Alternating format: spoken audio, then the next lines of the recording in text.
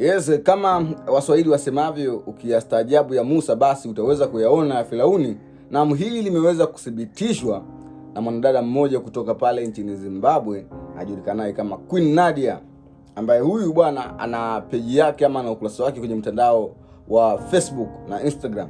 Huyu mwanadada amekuwa akizua gumzo kwa kuwa amekuwa akionyesha picha zake za uchi, yani kwenye peji yake amekuwa akionyesha picha za uchi ama akionyesha sehemu zake za siri pasi na kuogopa jambo lolote. Sasa huyu bwana alikuwa na wafuasi wachache tu, alikuwa na wafuasi kama 10,000, lakini baada tu ya kuanza kuonyesha picha zake za uchi, picha zake za faragha, akionyesha sehemu zake za siri, basi peji yake imeweza kukua kwa kasi mpaka kufikia watazamaji ama followers ama wafuasi milioni 3.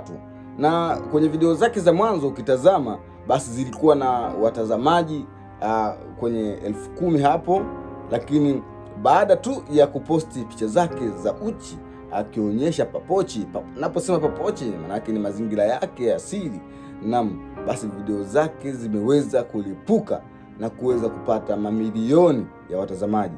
Jaribu kuimagine, aliposti video moja ambayo kwa siku moja iliweza kutazamwa na watu bilioni moja, yani milioni 1,000.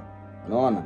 Na unaweza kujiuliza kundi kubwa la wanaotazama video hizi watakuwa ni wakina nani? Basi hawa ni watu wazima, hasa wanaume, kwa sababu wanaume siku hizi tunapenda kuona mazingira fulani ya ajabu ajabu. Sasa baada ya yeye kuanza kuposti video hizi, sasa watu wameanza kumripoti ama wameanza kumkemea, kwa sababu wengi wakidai ya kwamba video hizi hazitazamwi na watu wazima peke yake, lazima kuna watoto wanatazama. Na wakajaribu kutuma maombi Facebook ya kwamba Facebook wanatakiwa kuifuta chaneli hiyo kwa sababu inaonyesha maudhui ambayo ni hatari kwa saikolojia ya watoto wadogo. Pia hayafai kuonekana na jamii, kwa sababu huwezi kuonyesha sehemu zako za siri kwa watu. Unaona? Sasa Facebook wakajibu wakasema, sisi hatujaona ubaya wa yeye kuonyesha sehemu zake za siri, kwa sababu wao wakadai ya kwamba video hizi zinaangaliwa na watu wazima. Yani wakasema watu bilioni 1 hawawezi kuwa watoto, ni watu wazima, na watu wao ni kuanzia miaka 18.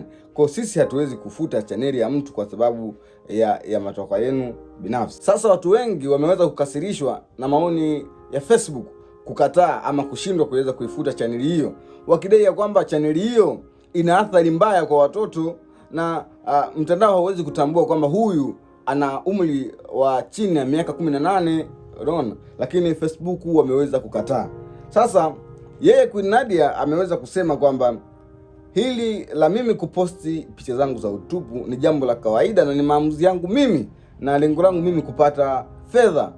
Na kweli kwa siku 2 ameweza kuingiza zaidi ya dola 4,000, yani zaidi ya dola 4,000, nazungumzia kwenye milioni 8 na kitu kwa siku 2. Unaona? Si jambo la kawaida mtu kuposti video kwa siku moja kufikisha watazamaji bilioni 1 kwa siku moja. Amekuwa amevunja rekodi. Kwa hiyo sasa Queen Nadia yeye anasema mimi niko tayari kuonyesha picha zangu za uchi kwa sababu nataka kupata pesa. Sasa watazamaji wa channel hiyo ama watazamaji wa peji hiyo wamemripoti sana Queen Nadia Facebook, na maamuzi ya Facebook kuto kuifuta peji ya Queen Nadia pia yameweza kuleta mkanganyiko kwa wazazi wengi, wakidai kwamba kumbe mtandao wa Facebook sio mtandao salama, kwa maudhui yanayopostiwa kule yanaharibu vijana na pia yanaonyesha mmomonyoko wa maadili. Sasa kufikia jana, Facebook wameweza kufanya maamuzi mazito kwa kuweza kuifuta page ya Queen Nadia katika mtandao wa Facebook. Sasa hivi ukienda kuandika Queen Nadia TV pale Facebook huwezi kuipata, kwa sababu wameweza kuifuta ili kuweza kuhakikisha kwamba video hizi ambazo zinakuwa zinaonyesha picha chafu ama mmonyoko wa maadili hazitaweza kuonekana kwenye mtandao wa Facebook kama sera zao zinavyoelezwa. Na hii inaonyesha namna gani umaskini umekuwa ukichukua nafasi ya utu kwa kubadilishana na pesa. Unaona, yeye yuko tayari kuuza utu wake ili apate pesa. Kwa hiyo sasa, kama wewe ni kijana, ni mzazi, epuka kuposti vitu vya ajabu kwenye mtandao kwa lengo la kujipatia pesa. Kumbuka, utu haununuliwi kwa pesa. Ulikuwa nami Daudi Bahati Mlao. Usisahau kufollow na kusubscribe. Goodbye, see you next day.